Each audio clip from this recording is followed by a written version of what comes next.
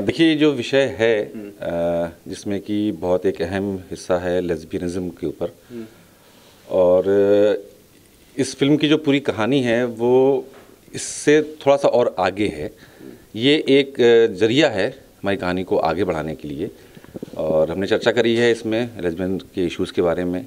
जो हमारी दो हीरोइंस हैं शान्वी खान और किरण आचार्य जी, उनके बीच में कुछ संवाद हैं जिसमें ये डिस्कस होता है, ये बात होती है कि ये मुद्दा सही है कि नहीं है, धारा 377 सही है कि नहीं है, उस पर कुछ बातचीत हैं। और फिर कहानी आगे बढ़ती है तो लेस्बियन के इशू से होते हुए और एक नया मोड़ लेती है, तो आगे जाके फिर ये क्राइम थ्रिलर में कन्वर्ट होती है।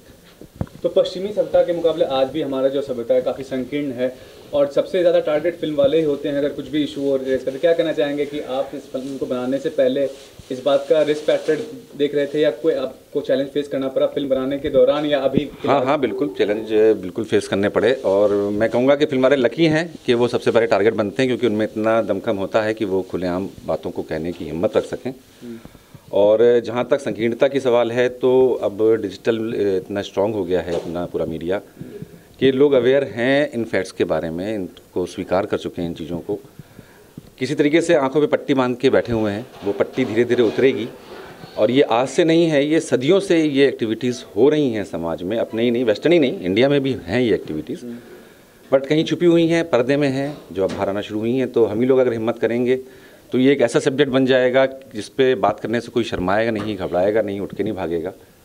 अब आप अगर रिसेंट अभी देखें तो पैडमैन मूवी बनाने की हिम्मत भी बहुत मुश्किल से आती है कि यार ऐसा विषय है कि सैनिटरी पैड पे कौन बात करना चाहता है, घर पे आपस में लोग छुपा छुपा के रखते हैं, उसके ऊपर पूरी फिल्म बना देना और नेशनल लेवल पे इतनी बड़ी, उस पर तो बड़े कलाकार द्वारा। बहुत सारे पत्रकारों ने उसको स्टार बहुत ज़्यादा दिए थे। जी बिल्कुल दिए थे। तो इस तरह के सिनेमा का आपको पहले से मालूम था कि बहुत ज़्यादा अच्छा बनने वाली है, पत्रकार बहुत पसंद करेंगे? सब्जेक्ट अगर इंटरेस्टिंग होगा, नया होगा और थोड़ा सा खतरे वाला भी होगा तो पत्रकारों को तो अच्छा मिलेगा ही कुछ। सर ये भी कहना चाहूँगा, कोई भी प्रोड्यूसर डायरेक्टर चाहता है कि उसको फिल्म को यूए मिले ताकि ज़्यादा से ज़्यादा पब्लिक आके देख सकें। तो सर्टिफिकेशन के बारे में बताइए कि सेंसर बोर्ड के द्वारा किस तरह का रवैया रहा है इस फिल्म को लेकर? सेंसर ने हमको करीब 7-8 कट्स के लिए बोला था, और यूए तो वो नहीं दे रहे थे क्योंकि मुद्दा उनके हिसाब से बच्चों के लिए सूटेबल नहीं था और बुरा असर डालेगा। फिर उनसे करीब 3 सेशन उनसे हुए हमारे, और फाइनली ए उन्होंने एग्री किया है, और एक ही कट लगा है फिल्म में, बाकी अपने कट फिर नहीं जाने दिए फिल्म के अंदर। और फिल्म में ऐसा कोई अभिनेता है या अभिनेत्री जो जाना पहचाना नाम हो? हिंदी फिल्म की बात कर रहा हूँ, किरण जी तो गुजराती इंडस्ट्री की तो खैर है ही है जानी मानी अभिनेत्री, और बाकी दोनों जो हैं वो फ्रेशर्स ही कहूँगा मैं उनको। अच्छा, फ्रेशर्स को ही चांस दिया। देहरादून और मसूरी के गाँव में शूट किया, तो उसके बारे में कैसा अनुभव था? दोनों काफ़ी खूबसूरत जगह है। ब्रिलियंट जो वो एक्सपीरियंस है हम लोगों का उस शूटिंग का। इसका जो शूटिंग शेड्यूल था पूरा वो हमारा 18 दिन का था। 17 डेज़ का हमारा प्लान शूट था और 1 दिन का गोरिल्ला शूट था जो हमने देहरादून के जगह पे किया था। और उस 16 दिनों में हम लोगों ने जो विला ली थी, हिल व्यू विला जिसको हमने नाम दिया है, उस विला के एक एक चप्पे चप्पे पे, कोने कोने पे, उसके आसपास के एरिया में हम लोगों ने कस के शूट किया, और बहुत ही सुंदर जगह थी, काम करने में मज़ा आता था वहाँ पर। थकावटी बहुत होता था, आधा किलोमीटर भी अगर चल के जाना पड़ जाता था तो सबकी जान निकल जाती थी, बट किया। तो इंडस्ट्री के किसी लोग को फिल्म दिखाया आपने, कोई ऐसा जाना पहचाना चेहरा जिसने सराहना की और फिल्म की, या कोई? नहीं, अभी हम लोगों ने फिल्म में अब से प्रीव्यू रखा था डिस्ट्रीब्यूटर्स के लिए और सेंसर के लिए, और मैं इस पर बिलीव नहीं करता हूँ कि मैं इसकी राय लेके और उससे वो कर लूँ। मेरी अपनी सोच है, मैंने अपनी सोच से फिल्म बनाई है, जनता डिसाइड करे, इंडस्ट्री जितना बताए उसको कि अच्छी। फिल्म प्रमोशन ही बहुत ज़रूरी होता है, जब तक आप प्रमोशन या मार्केटिंग नहीं करते हैं फिल्म की, फिल्म को मतलब वो वैल्यू नहीं मिलता। तो किस तरह से प्रमोट करने वाले फिल्म फेस्टिवल्स, मीडिया में, काफ़ी सारे मीडिया में क्या करने वाले हैं फिल्म को लेकर? हमारे प्यारो जो हैं संजय जी, वो पूरी जिम्मेदारी संभाल रहे हैं इसकी, और कोशिश कर रहे हैं कि ज़्यादा से ज़्यादा लोगों तक हमारी बात पहुँचे, और उन लोगों तक पहुँचे जो ऐसे विषयों को देखना या सुनना चाहते हैं। और कंट्रोवर्शियल चीज़ होती है, काफ़ी ज़रूरी होती है। आज के दौर में आप जानते ही हैं कि कोई भी फिल्म के पीछे कंट्रोवर्सी अगर ऐड होता है तो ज़्यादा फिल्म को एक माइलेज मिलता है। तो क्या कहना चाहिए? I don't believe in that.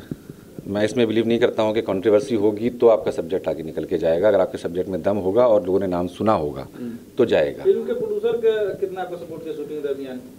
Sir, अगर प्रोड्यूसर ना हो, विक्रांत जी नहीं होते, किशन जी नहीं होते, तो फिल्म मैं आप यहाँ पे खड़ा होकर और इस बारे में बता ही नहीं रहा होता इंटरव्यू के बारे में। बहुत सपोर्ट रहा है, इतना ब्लाइंड फेथ रहा है कि उन्होंने स्क्रिप्ट भी नहीं पढ़ी, नहीं सुनी मुझसे। उन्होंने सीधे कहा कि अच्छा ओके, क्या है सर, क्राइम थ्रिलर है। गीत संगीत पर कितना ध्यान दिया आपने इसमें? ये गाने तो अब हर जगह अवेलेबल हैं, सुनिएगा। सौराब ए खान उभरते हुए जो डायरेक्टर हैं उन्होंने दिया है, और हमने पूरी कोशिश करी है। करीब 6 गाने हैं इस फिल्म में। शाहिद माल्या जी ने पार्टी सारी रात हमारा एक सॉन्ग है वो गाया है, और 6 गाने हैं इसमें, 3 फुल लेंथ हैं, 3 जो है वो बैकग्राउंड में चलते हैं। बेहतरीन म्यूजिक है। आपके बारे में जानना चाहूँगा कि सिर्फ क्रिएटिव नहीं लगते हैं, इंटेलेक्चुअल भी काफ़ी लगते हैं। आप क्या बैकग्राउंड क्या है आपका, कि किस तरह से आप इस क्षेत्र में आए या पहले? ये थोड़ी सी लंबी कहानी है। मैं इस क्षेत्र में था नहीं। मैं एड एजेंसीज में था, और वो भी क्लाइंट सर्विसिंग करता था, और बीच बीच में छुप छुप के कॉपी राइटिंग कर देता था। जब मौका मिल जाता था कि तो 2 लाइन लिख के दे दी, लेकिन तब तक भी ऐसा नहीं था कि मैं फ़िल्म बनाने जा रहा हूँ। हाँ, फिल्मों का शौक़ बचपन से था, बहुत था। और जब मैं शायद 10th में रहा हूँगा तब मैं मंडी, बाज़ार, चक्र, अर्धसत्य, खंडहर, उस टाइप की फिल्में मेरे घर पे देखी जाती थी। मेरे पिताजी भी एक राइटर थे, तो उस वजह से मुझे उनको कभी देखने पर रोक नहीं थी। कहीं अंदर एक पड़ा हुआ था। करीब 7 साल पहले सडनली मुझे एक दिन स्ट्राइक किया कि यार कुछ करना है मेरे को भी। तो मैंने वेबकैम पे एक छोटी सी शॉर्ट फिल्म अपने ऊपर ही शूट करी, वेबकैम को ऑन करके। मेरे पास कैमरा नहीं था उसमें कोई भी, और उसको एडिट करके यूट्यूब पे डाला, खुद ही एडिट भी किया उसको, और लोगों का बहुत अच्छा रिस्पॉन्स आया। फैमिली की तरफ से पूरे बहुत अच्छा रिस्पॉन्स आया कि नहीं यार करो इसमें बहुत अच्छा है, करो तुम। और उसके बाद तो फिर 17 करीब शॉर्ट फिल्म्स बनी, एक वीडियो फिल्म बनी, करीब 4-5 टीवी शोज़ बना चुका हूँ। एक फिल्म मुगरीलाल बीटेक लिखी जो शूट खत्म हो चुका है, सेंसर पे जा रही है, और ये हिल भी आ गई। तो पर्टिकुलरली का माइंडसेट क्या डायरेक्टर तौर पे फ्यूचर में जो भी फिल्म बनाएंगे, इस तरह के रियल एक्टिविटीज़ होंगे, रियल लाइफ इंसिडेंट्स होंगे, किस तरह से फिल्म को डायरेक्ट करने वाले हैं? क्या सब्जेक्ट मेन आपका फोकस रहेगा? सब्जेक्ट किस समय कौन सा क्लिक कर जाए तो करना मुश्किल है, लेकिन हाँ, ट्रीटमेंट में हमेशा रॉ चाहता हूँ।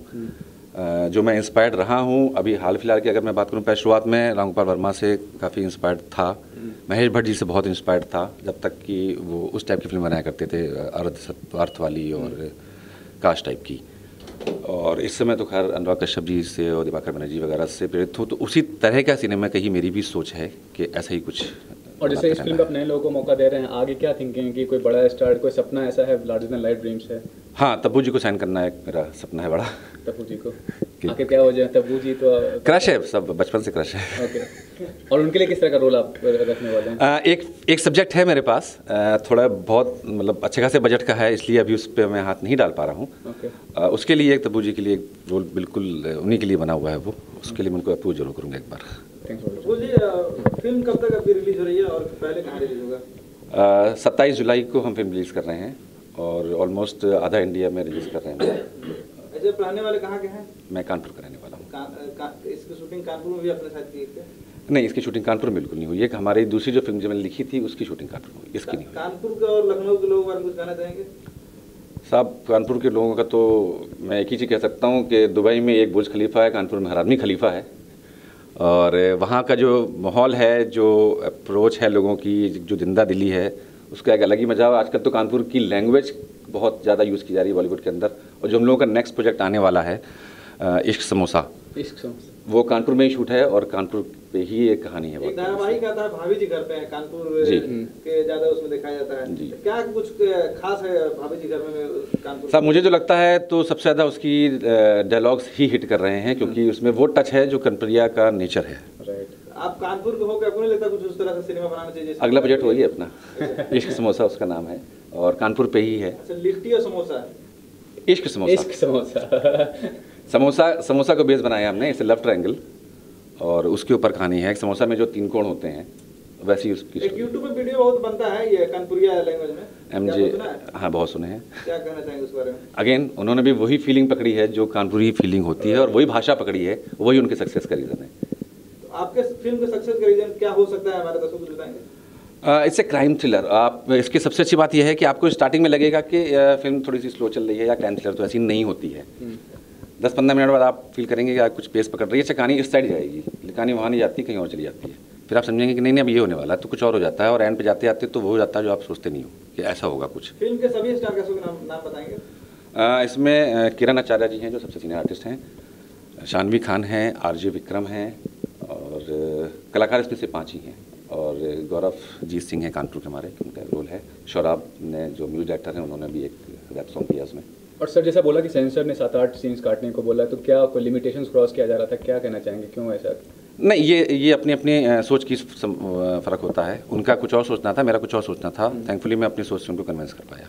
पहले तो मेरे फिल्म के जो हिलवे विला के जो डायरेक्टर हैं प्रफुल्ल श्रीवास्तव और जो फिल्म के प्रोड्यूसर हैं विक्रांत श्रीवास्तव और किशन जायसवाल जी, उनका बहुत बहुत शुक्रिया कि उन्होंने मेरे ऊपर विश्वास किया।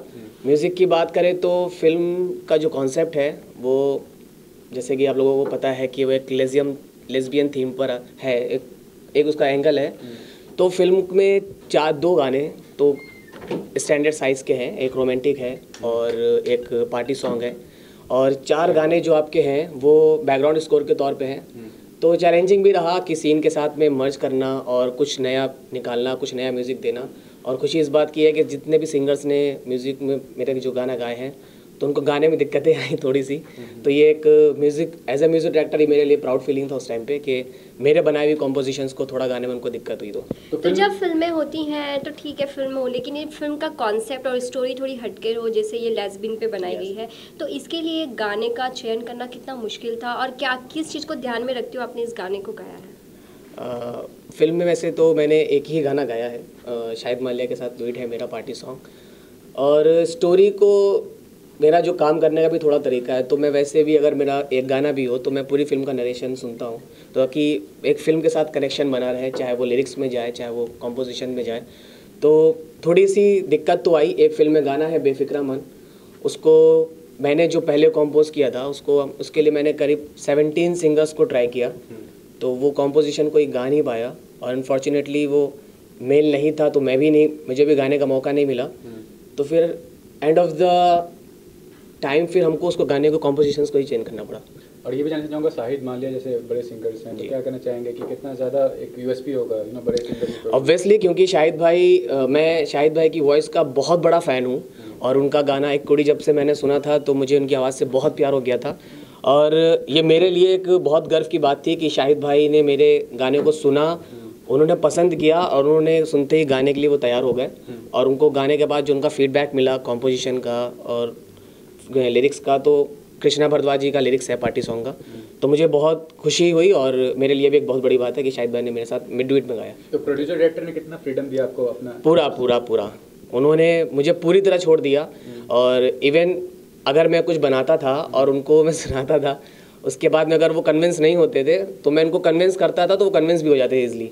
मुझे बजट की कोई दिक्कत नहीं हुई, मुझे काम करने में किसी भी तरह कोई दिक्कत नहीं, ना उन्होंने मेरे पर कोई प्रेशर डाला कि इस सिंगर को लेना, उस सिंगर को लेना है। उनको मेरे ऊपर विश्वास था, मेरे काम पे विश्वास था और उन्होंने मुझे इतना पूरा फ्रीडम दिया काम करने। तो आपके सॉन्ग को कौन सी क्राउड के लिए ज़्यादा आप मतलब कनेक्ट करेगा कि यंग के लिए होगा या फिर हर किसी के लिए ये सॉन्ग? म्यूज़िक का तो सभी तरह का ऑडियंस होता है और ज़रूरी नहीं है कि अगर मैं बच्चा हूँ तो मुझे क्लासिकल पसंद नहीं आएगा, या कोई अगर क्लासिकल वाला बंदा है तो उसको आज का म्यूज़िक पसंद नहीं आएगा। इट डिपेंड्स कि आपकी अप्रोच कितनी है आपके प्रोजेक्ट पे, जो कॉम्पोजिशन आपने उठाई है, जो भी गाने का सिचुएशन था आपने इसके ऊपर कितना वर्क किया है। यूथ बहुत कनेक्टेड है ऑलरेडी, जो फिल्म का म्यूज़िक अभी लॉन्च हो चुका है, आपको सारे जितने भी म्यूज़िक प्रोवाइडर वेबसाइट्स हैं आपको गाने सुनने को मिलेंगे। बहुत अच्छा रिस्पांस मिल रहा है और रोमांटिक भी सॉन्ग्स हैं उसमें, तो पार्टी सॉन्ग है, सभी को बहुत पसंद किया जा रहा है। मैं तो बहुत उत्साहित हूँ इस मूवी को लेकर और मुझे ये भी लगता है कि इसका रिस्पांस भी बहुत अच्छा होगा और रिस्पांस अच्छा होगा। स्ट्रॉन्ग सब्जेक्ट है। स्ट्रॉन्ग सब्जेक्ट है। आपके किरदार की बात करें, किस तरह का किरदार निभा रही हैं आप फिल्म में? इस फिल्म में एक्चुअली मैं एक जो राइटर हैं, मैं मतलब नॉवल लिखती हूँ, तो मैं उसके लिए एक ऐसी शांत जगह ढूंढ रही हूँ जहाँ पर मैं आराम से सुकून से अपना राइटिंग कर सकूँ। तो इसके लिए मैं देहरादून जाती हूँ और वहाँ पर एक ऑफिसर है, उनके घर में एज ए पीजी रहती हूँ और थोड़े से वक्त के बाद उन दोनों के बीच में कुछ रिश्ते डेवलप होते हैं और उसके बाद हमारे इसी मूवी में एक थर्ड कैरेक्टर आते हैं, शोभित। तो इस तरह आगे चलते चलते ये मूवी ट्रायंगल में आ जाती है, लव ट्रायंगल में हो जाता है। लेकिन जब इसे आप देखेंगे तो एंड होते होते ये क्राइम थ्रिलर, हाँ कुछ और ही दिखेगा और क्राइम थ्रिलर में कन्वर्ट होगा। ओके मैम, ये मूवी चूज करने के पीछे कुछ खास रीज़न, जब मूवी आई थी आपके पास तो ऐसे स्क्रिप्ट में क्या लगा था आपको कि ये मूवी मुझे करनी है, इसका भी थोड़ा बताएंगे? कुछ डिफरेंट लग रहा था, कुछ चैलेंजिंग लग रहा था, एक नया सब्जेक्ट था जिसमें लेस्बियन का भी एक टच था। लेस्बियन बेसिकली लेस्बियन मूवी नहीं है, लेकिन एक चैलेंजिंग कैरेक्टर था। नहीं, इन इस सब चीज़ों का डर लगा कि नहीं, डर वाली बात नहीं, क्योंकि बेसिकली इसमें सिर्फ एक लेस्बियन कॉन्सेप्ट एक्चुअली मैं आपको बताता हूँ इसमें हुआ क्या है। लेस्बियन है, इसमें काफ़ी कंटेंट है लेस्बियन का, और उसको शूट करना भी इतना आसान नहीं था। इनफैक्ट मुझे याद है कि जिस दिन हम वो एक स्ट्रॉन्ग सा सीन है इसमें, इंटीमेट सीन है दोनों के बीच में, किरण जी और इनके बीच में, उसका हमारी जब प्लानिंग थी, करीब रात के 12 बजे का शेड्यूल लगा हुआ था। तो दोनों लोग एक अलग अलग उस विला के कमरे में बैठे हुए थे, शांत एकदम। मैं दोनों के पास गया, हमने कहा क्या हो गया, कुछ प्रॉब्लम? सर शूट कितने बजे से? मैंने कहा 12 बजे से। सर कल कर लें क्या? मैंने क्यों? आज हिम्मत नहीं हो रही। नहीं क्यों नहीं हो रही हिम्मत? अरे नहीं सर, इतने सारे लोग हैं सर, कभी ऐसे नहीं कर पाएंगे हम। हमने कहा नहीं, शूट तो 12 बजे का है, बेटा करना है तो एक काम करो, तुम दोनों अलग अलग मत बैठो, अभी साथ बैठो 2 घंटे के लिए। फिर दोनों साथ बैठे। किरण जी थोड़ा सा और मैच्योर हैं, ऑलरेडी काम कर चुकी हैं काफ़ी, उन्होंने काफ़ी इसको कन्विंस किया, समझाया कि it's a movie and we have to act it और नेचुरल करना है, and they perform really well. फिर एक टाइम पे मुझे लगा कि अभी मैं उनको छोड़ के बाहर चला जाऊँ क्या वहाँ तक सिचुएशन आई। तो दैट वाज द एक्सपीरियंस इनके साथ। आपके बैकग्राउंड में ये फर्स्ट प्रोजेक्ट है आपका, पहले भी आपने काम किया है या क्या, मतलब व्हाट इज योर बैकग्राउंड है ऐसा? हाँ, मैंने पहले किया है, एक बाबरी मस्जिद में काम करा और तिरंगा मूवी में करा है, और अभी ये 3rd मेरा मूवी है। लेकिन अच्छे कॉन्सेप्ट और एक जिस पे आप कहोगे कि एक अच्छा प्रोफाइल बनेगा, वो ये मेरी मूवी है। Sheena ji, you are from a minority community, तो क्या कहना चाहेंगे? It's a very risky thing to be, इस तरह का रोल करना। नहीं, ऐसा कुछ रिस्की तो नहीं है सच, बट कुछ एक डर था इनके अंदर। डर था, आपका सवाल बिल्कुल जेन्युइन है। हाँ, एक हल्का सा डर था इनके अंदर, घबरा रही थी कि मेरे समाज के लोग क्या कहेंगे क्या नहीं कहेंगे। और सही बताऊं तो ये आप थोड़ा सा हल्का सा यहाँ पे गलत कह रही हैं। प्रोमो इन्होंने अभी तक घर पे दिखाया नहीं अपने, कि मैं घर पे नहीं दिखा सकती उसको। प्रोमो को मुझे काट के दीजिएगा, मेरा वाले वो सीन हटा कर। अभी मुंबई में बहुत सारे लड़के जो स्ट्रगल करती हैं और इस चीज़ों से गुजर रही हैं, उनके लिए कुछ कहेंगे? मैं उनके लिए कहूँगा कि सिर्फ और सिर्फ काम पे दिमाग दें, सिर्फ फोकस करें अपने काम पे और अपने आप को इम्प्रूव करने पर। अदरवाइज और कोई रास्ता नहीं है सक्सेस का या आगे स्कोप मिल पाने का, सिर्फ और सिर्फ काम और मेहनत। तो फिर मूवी का जो भी रियल हीरो होता है वो डायरेक्टर होता है, तो किस तरह का एक्सपीरियंस रहा ओवरऑल काम करने का सर के साथ? क्योंकि इनकी भी फर्स्ट प्रोजेक्ट है, देखा जाए तो फिर क्या कहना चाहेंगे? मेरा जो मेरे डायरेक्टर साहब हैं, तो इनके साथ तो बिल्कुल घर जैसा है, और ये वैसे ही मुझे बोलते हैं झल्ली बिटिया तो और काफ़ी कुछ मुझे सिखाया। मुझे काफ़ी एक्टिंग के जो बारीक गुण होते हैं वो आपसे मैंने बहुत सीखे, और अभी इसका एक्सपीरियंस लेके मैं आगे अच्छी मूवी कर पाऊँ। हम 2 बजे शूट पैकअप कर रहा है मैंने एक दिन, बहुत थके हुए थे हम लोग, और सुबह का शूट लगा हुआ था 10 बजे का। जो इतना टाइम था उतनी देर में सो भी लो और जो भी करना है अपने एसोसिएट से भी डिस्कस कर लो कि क्या करना है। 5:30 बजे घंटी बजती है, सर ये सीन मुझे कुछ समझ में नहीं आ रहा है।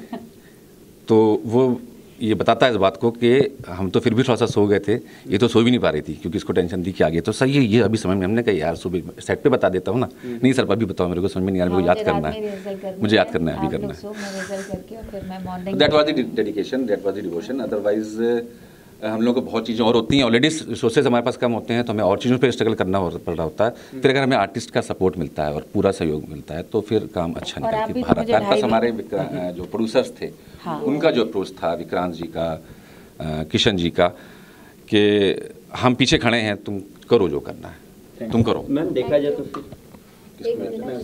तुम कुछ कहना चाह रही थी? मैम देखा जाए, अभी आपने सर ने बताया कि प्रोमो में आपका सीन कट किया हुआ है, तो फिर अगर मूवीज अपने घर पे दिखाने के लिए कट कराया या कट किया घर में दिखाने मूवीज जब आएगी तो वो तो फुल सीन होगा देखा जाए तो फिर तो तभी के लिए क्या कुछ तैयारियां है? मतलब देखा जाए तो फिर कुछ नर्वसनेस तैयारियां हैं उसकी। इनके अब्बा हुजूर ने 2 जोड़ी जूते खरीद लिए हैं नए चलेंगे उनके ऊपर, और मैं सामने से निकलूंगा नहीं उनके बहुत दिनों तक। नहीं ऐसा नहीं होगा, धीरे धीरे कन्विंस करूंगी, मैं समझाऊंगी। अलग कॉपी बन रही है।